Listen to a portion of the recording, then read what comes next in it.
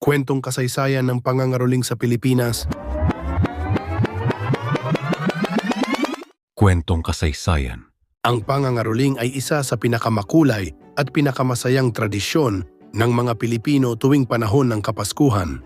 Ang ugat nito ay maaaring masilip noong dumating ang mga Espanyol sa Pilipinas noong ika-16 na siglo, kung kailan ipinakilala ang Kristyanismo at ang iba't ibang kaugalian na kaugnay ng pagsilang ni Hesukristo.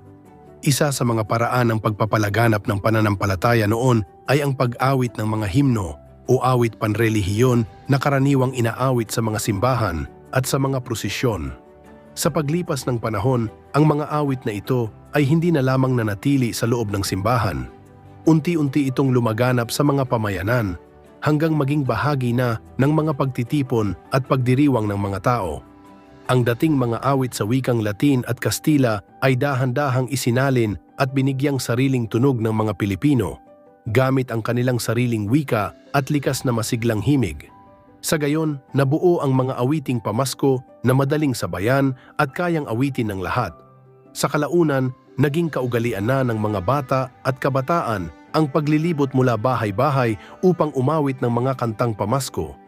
Karaniwan itong sinasamahan ng improbisadong instrumento tulad ng tansan na nakalagay sa alambre, tambol na yari sa lata, at iba pang simpleng gamit.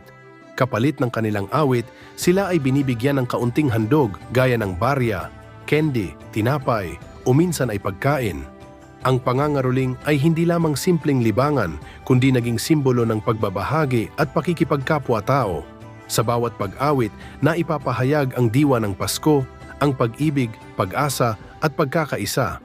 Ito rin ay naging pagkakataon upang ang mga tao, mayaman man o mahirap, ay makilahok sa isang gawaing nagbibigay saya at nagbubuklod sa pamayanan. Hanggang sa kasalukuyan, buhay na buhay pa rin ang pangangaroling sa bansa.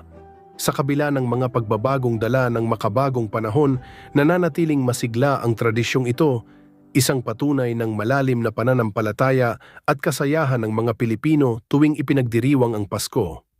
Sa madaling sabi, ang pangangaroling ay nagsimula bilang isang panrelihiyong kaugalian na dala ng mga Espanyol, ngunit kalaunan ay nahubog at napagyaman ng mga Pilipino upang maging isang natatanging tradisyong pamasko na kumakatawan sa kanilang pagkakaisa at pananampalataya.